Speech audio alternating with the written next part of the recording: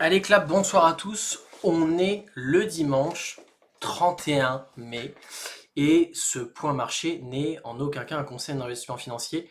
On va faire la preview de ce qui va se passer probablement cette semaine, ce qui est prévu au programme, et puis on va revenir un petit peu en arrière, voir dans le rétroviseur ce qui s'est passé aussi. C'est parti. Cette vidéo vous est présentée par Indigo Wealth Management. Allez, c'est parti. Bon, au moment où je vous parle, bien évidemment que... Alors bien évidemment, je sais pas, mais ça va commencer à être un running gag. Oui, les marchés sont encore au plus haut. On a quand même un petit peu de changement de régime de tendance du côté du brut et du WTI. On a enfin des prix du pétrole qui commencent à être acceptables.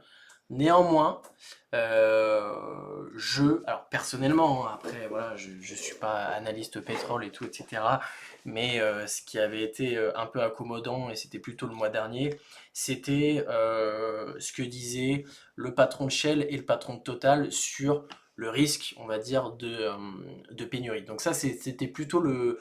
Autant les prix, bah du coup, hein, logique, ils ont baissé suite aux diverses tentatives de trouver un accord et des prolongations de cessez-le-feu entre les États-Unis et l'Iran. Donc le prix en détente, c'est pas mal parce que plus on se rapproche effectivement des 80 dollars, que ça soit sur le Brent ou le WTI, c'est la zone, on va dire, où certes ça pénalise, on va dire, la conso, mais pas au point d'un pétrole à 100 ou à 120 dollars le baril.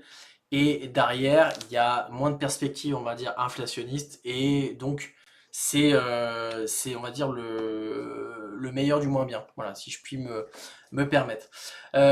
Donc voilà de ce côté-là. Le seul truc qui continue un petit peu à m'inquiéter sur ce marché, en vrai, bah, c'est les quantités. Là, par contre, c'est juste ça qu'il faut surveiller et qui peut nous pénaliser, bien évidemment, dans notre quotidien.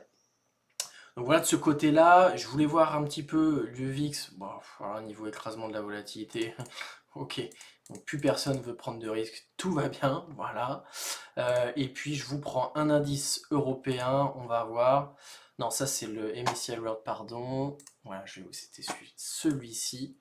Pareil, hein, toujours bien positionné. Alors, il faut savoir qu'il y a quand même des rotations sectorielles qui sont et qui ont été importantes. Un indice, certes, il donne effectivement une tendance globale du marché, mais en vrai, j'ai vu des valeurs qui sont, on va dire, moins chères que précédemment et qui sont dans des tendances baissières et d'où il faut commencer à se poser des questions, voire même à se positionner et d'autres qui sont effectivement en train de revenir dans la course. Donc les rotations sectorielles, vraiment, cette année, ça a été quelque chose qui a continué de maintenir les indices à leur plus haut.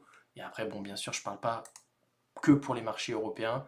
Les marchés américains, par contre, ça a été prolongation de la tendance, notamment sur les secteurs de l'IA. Et par contre, il y a des secteurs qui sont aussi à la ramasse sur les... Donc en fait, il y a toujours des bonnes affaires, hein, c'est ça que ça veut dire, c'est que même pendant des périodes de transition ou des périodes où c'est compliqué d'avoir de la visibilité, il y a toujours des opportunités, mais là, c'est une année typiquement picking, sélection, et je conseillerais effectivement de commencer à s'éloigner des ETF. Anyway, le récap de la semaine, 4 infos, dans l'attente d'un accord, toujours. Pareil, le club des 1000 milliards, deux nouveaux, SK Enix pardon, et Micron. Vous tapez SK Enix et Micron sur YouTube, vous verrez, il y aura de quoi faire. Et c'est voilà, des concurrents directs de Nvidia et qui ont des beaux potentiels de marge, voilà, meilleurs effectivement que Nvidia, mais surtout c'est les valos qui sont délirantes là par contre. Là ça sent un petit peu la bulle, mais voilà, je suis pas spécialiste ni analyste financier sur ces deux valeurs là.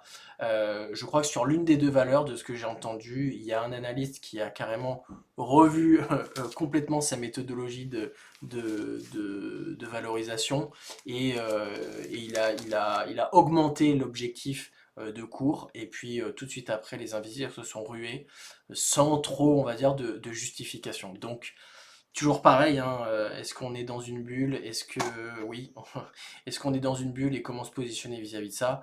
Si vous en voulez en portefeuille, on essaiera peut-être courant de la semaine de regarder SKNX et Micron, ce que ça peut, à quoi ça peut ressembler d'un point de vue fondamental sur Ibu.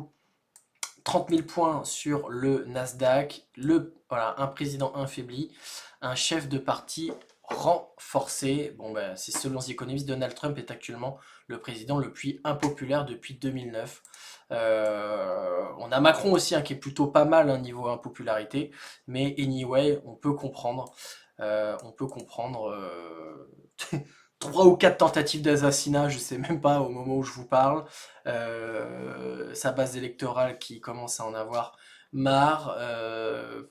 Les gens qui veulent le destituer. Non, effectivement, hein, c'est compliqué pour Donald Trump, mais bon, en tout cas, force est de constater que par contre, les marchés, lui, il n'y a aucun problème à ce qu'il puisse les emmener vers de nouveaux sommets. Je trouve ça quand même exceptionnel, hein. Faut se souvenir d'un truc, hein, je ne sais pas si vous vous souvenez, le premier mandat de Donald Trump, déjà les marchés américains, comment ils étaient excessivement énervés. Entre-temps, il y a eu l'alternance avec ce bon vieux voilà, Biden, et puis après il a repris effectivement, il est revenu au pouvoir, et c'est vrai qu'à chaque fois qu'il est au pouvoir, hein, force est de constater que les marchés américains, zéro blague, hein. Voilà. Donc on peut en penser ce qu'on veut, en tout cas d'un point de vue politique, géopolitique, effectivement, il faut un bordel monstrueux. Mais alors par contre, niveau financier, accrochez-vous, hein. C'est quelque chose. Ok, un petit tour du côté du calendrier économique. Pas mal de PMI, IPC. Moi, celle qui je vais retenir, je vois deux choses. Voilà, les stocks de brut qui vont être publiés mardi. Et puis aussi, on a le chômage US. Ça, effectivement, je pense que c'est les deux marqueurs les plus importants de cette semaine. Avec aussi une Christine Lagarde qui va parler en fin de semaine, jeudi. Voilà. Voilà en ce qui concerne le calendrier économique. Je passe. Je vous fais très brièvement la revue de presse investir, donc des valeurs françaises, les valeurs françaises les mieux placées. Alors la une, elle est, voilà, c'est nos nouvelles prévisions sur les 120 plus grandes sociétés françaises. Ok, anyway, il y avait un truc qui m'avait interpellé, c'est les recoveries espérées sur les valeurs et secteurs de pointe. Et Kering, je vous en ai parlé il n'y a pas longtemps, je crois que c'était la dernière vidéo. C'était voilà, une valeur du luxe. Et alors, niveau recovery, ils attendent Renault. Pourquoi pas? On va regarder ça tout de suite après. Et qu'est-ce qu'ils attendent aussi? En 2017 par rapport à 2026, en pourcentage et plus forte hausse des bénéfices nets par action attendus au CAC 40. Et ils ont Stellantis ici. Donc, sans surprise, on va regarder le potentiel, s'il y a de l'argent effectivement à aller chercher sur Renault et Stellantis. Sans transition, voilà, et puis vous regarderez, bon bah c'est un super journal. Durcissement en vue, la BCE face au défi de l'inflation et des pressions politiques. Voilà, ils ont bien timé cet article parce que c'est jeudi qu'on va en savoir plus à ce sujet avec les propos de Madame Christine Lagarde.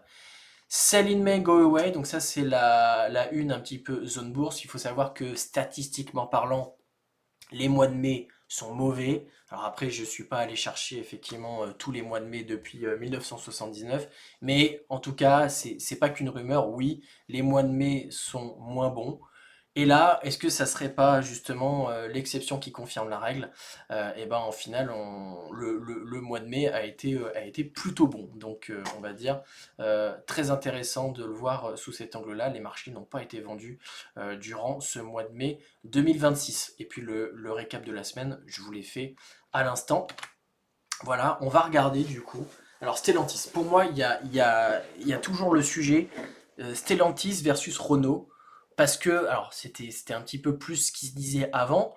Maintenant, ça reste deux valeurs de l'automobile. Les valeurs de l'automobile, c'est des cycliques.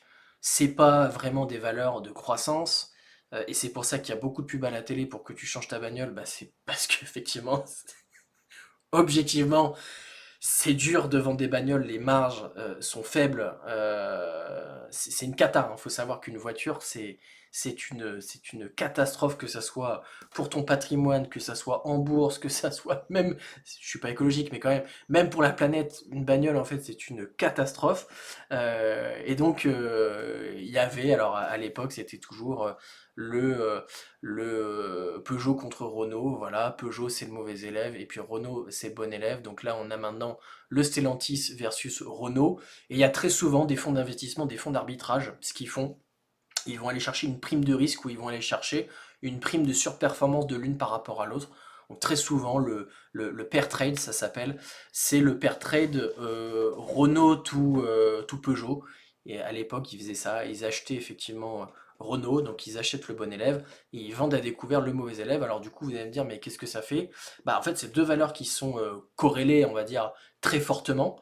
Et donc le fait d'essayer d'aller chercher l'un et de vendre l'autre, tu vas en fait avoir déjà ton risque qui va diminuer énormément, parce que si tu es long sur une valeur, on va dire, qui fait partie d'un même environnement, et short sur une autre valeur, tu as des gros effets de compensation. Et puis derrière, tu peux essayer par contre d'aller gratter la différence. Ton pari, il est payant si tu as un Renault qui surperforme un Peugeot, et ton pari, il est perdant si tu as un Peugeot qui va surperformer un Renault. Mais historiquement, bah, moi, de mon souvenir en tout cas, je crois que c'était quand même Renault qui surperformait Stellantis, même si ça reste quand même deux boîtes qui sont dans un secteur qui est compliqué, et on va en avoir la preuve. Alors là, on est sur Stellantis. On a une qualité d'exploitation qui est moyenne. On a d'après eux un potentiel sur l'action qui est et qui demeure élevé. Et ça, par contre, je le vois pas souvent sur Ibu. Alors en même temps, c'est pas ce genre de valeur que je cherche. Une droite de régression, donc la droite rouge, qui est baissière. Donc ça, c'est quand même dingo. Ça veut dire que depuis 2004, alors, enfin, c'est assez étonnant. Ça veut dire que la droite de régression, quand tu changes effectivement après la vision du cours de bourse entre la vision arithmétique et la vision exponentielle, déjà, elle est baissière. Donc ça, c'est un premier indice de nous dire, est-ce que c'est intelligent d'avoir ce genre de valeur dans son portefeuille? Bah, une droite de régression baissière, pour moi, ça veut dire que tu ne gagneras pas d'argent sur du très long terme à mettre ça dans ton portefeuille. Et quand je dis du très long terme, c'est du 10, 15, 20 ans.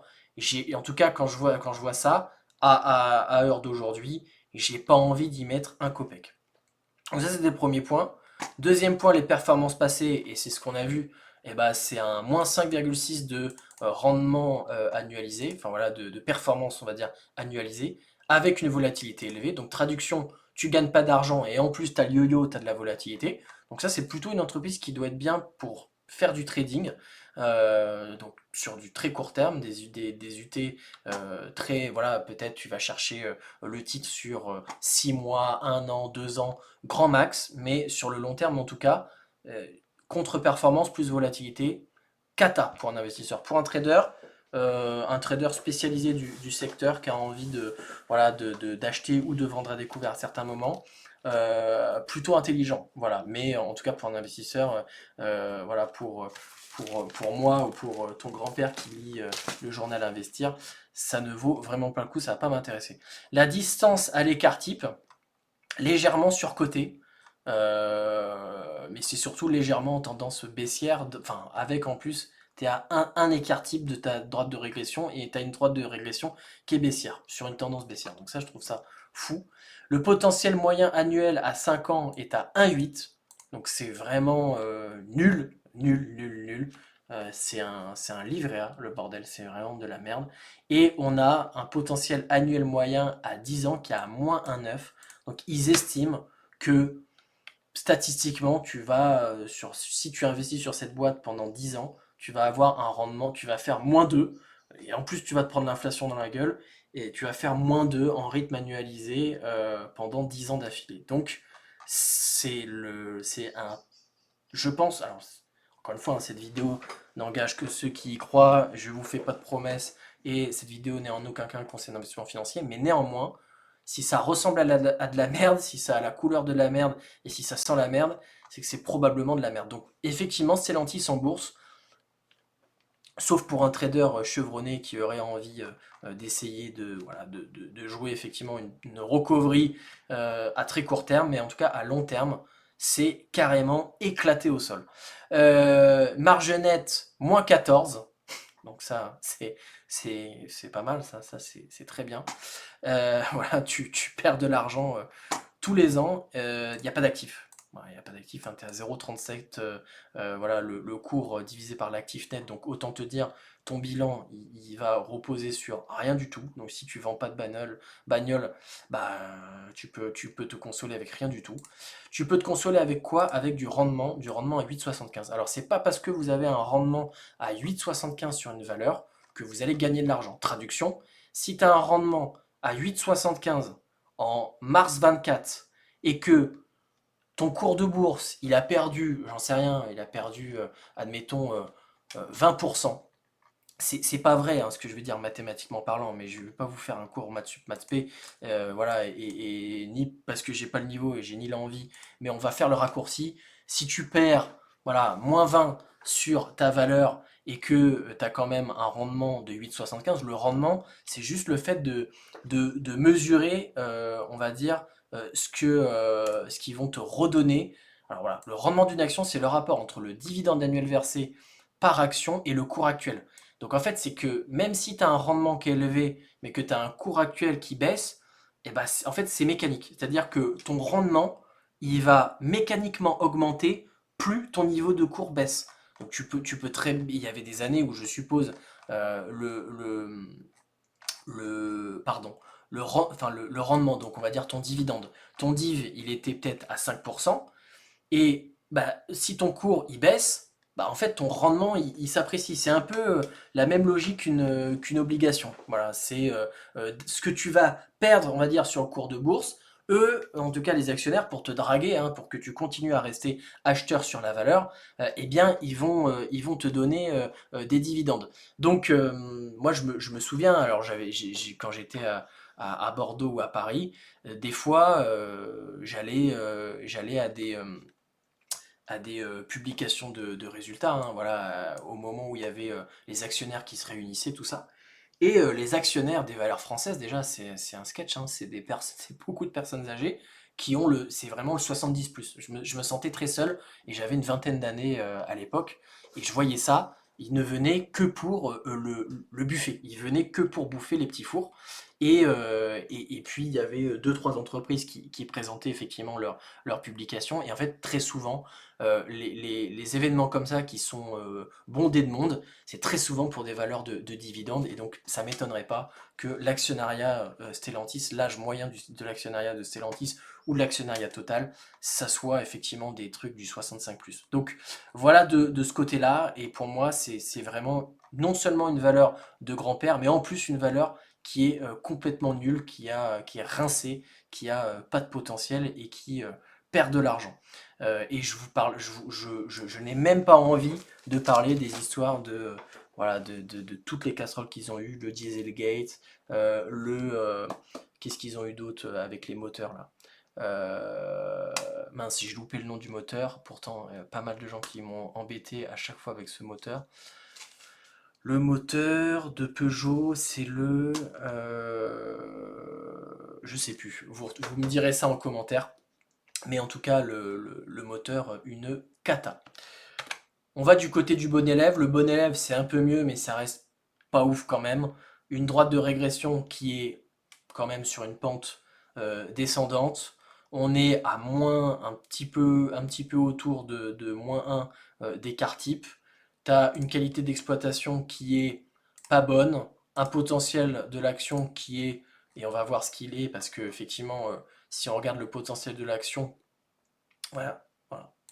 Il y a 0,6 hein, en moyen en rythme annualisé. Et à 5 ans, aller chercher 3,3. Donc si tu vas chercher ton 3,3 sur 5 ans, t'as pas grand chose effectivement à gagner. Et si tu vas chercher ton 0,6 à 10 ans, pareil, hein, c'est une cata. Distance à l'écart type, on l'a vu, tendance baissière, pareil, il y a de la volatilité, et puis il y a des contre-performances les années passées. Et puis au niveau des marges, ils sont même encore pires que Stellantis. Alors Stellantis, on peut peut-être comprendre pourquoi ils font un peu plus de marge. Je crois au moment où il y a eu la fusion, ou on va dire la création de la nouvelle entité, c'est énormément de marques, hein, automobiles qui ont fusionné les unes entre les autres pour justement avoir une espèce de taille, on va dire, gigantesque, et pour, on va dire, limiter les risques. Et bon, force est de constater que visiblement ça a peut-être payé un peu sur leur marge d'avoir globalisé. Mais bon, bah, ça reste le même secteur, ça reste globalement la même chose, le même métier. On va pas réinventer la roue. Je vais pas m'amuser à faire le jeu des 7 différences entre Stellantis et Renault, vous me pardonnerez. Un rendement à 7,43, pareil, ça c'est 7 rendement, on va dire un dividende à 7,43 pendant que tu as un cours qui est en tendance baissière. Attention, c'est vraiment un effet de.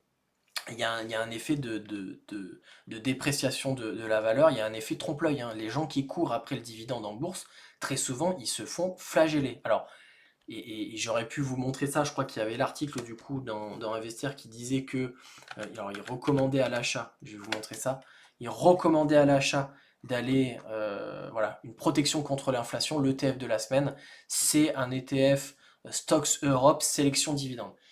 Bicarfull aussi, hein, pareil, hein, il faut savoir que déjà, l'Eurostox, c'est pas un des meilleurs indices et c'est pas un des indices qui va le plus performer, ça c'est le premier point.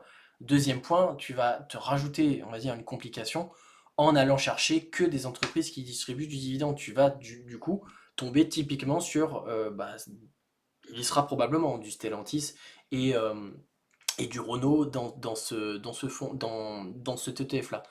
Par contre, la stratégie, à la limite, si c'est quelque chose qui vous intéresse, le dividende, ce que je pourrais à la limite vous conseiller, ça serait plutôt d'aller chercher un fonds d'investissement où derrière, vous allez avoir un gérant qui fait du stock picking et qui, lui, va essayer de prendre, on va dire, essayer de faire le meilleur des deux mondes. Donc, déjà faire mieux que le Amundi Stocks Europe Select Dividend 30, je pense que c'est facile de le battre. Derrière, il va essayer d'aller chercher, d'un point de vue qualitatif, des entreprises qui vont avoir un potentiel de cours qui va s'améliorer, plus qui distribuent du dividende. Et c'est pas incohérent quand on voit le contexte actuel sur les obligations et aussi sur le contexte action. C'est pas con, effectivement, des fois de temporiser, de prendre du recul et d'aller chercher des entreprises qui peuvent juste donner du dividende et qui sont pourquoi pas décotées. Par contre, faut aussi, voilà, toute chose étant égale par ailleurs, faut aussi être capable d'aller chercher de la qualité. Et là, quand on voit voilà, ces deux entreprises-là, voilà, c'est alerte rouge. C'est clairement ces deux valeurs européennes et ces deux valeurs européennes de dividendes. Et pour moi, il n'y a aucun intérêt, on va dire, à détenir ça sur plus de 5 ans. Par contre, il doit y avoir sûrement certains d'entre vous qui regarderont cette vidéo et qui vont peut-être se dire, eh ben oui, il y a peut-être une recovery à faire. Et la recovery, elle aura lieu sur, on va dire, peut-être 6 mois ou 1 an. Et peut-être que du coup, oui, mais c'est un trade. Voilà, c'est clairement le trade Stellantis et le trade Renault pour ceux qui ont, on va dire, le cœur bien accroché et qui aiment bien avoir des sensations, mais voilà, avec le risque que ça ne paye pas. Mais effectivement, si vous avez la volatilité de votre côté, c'est tradable. Je vous laisse avec ça. Je vous souhaite à tous une excellente semaine. Si j'ai le temps et que j'ai pas trop chaud, je vous ferai une vidéo en milieu de semaine. J'essaierai de la faire mercredi ou jeudi, à voir. Et sinon, de sources sûres, je serai là en fin de semaine pour faire un petit peu le débrief de la semaine. Bye bye, je vous souhaite à tous et ben une excellente fin de week-end et puis un bon début de semaine. Ciao, ciao, à bientôt.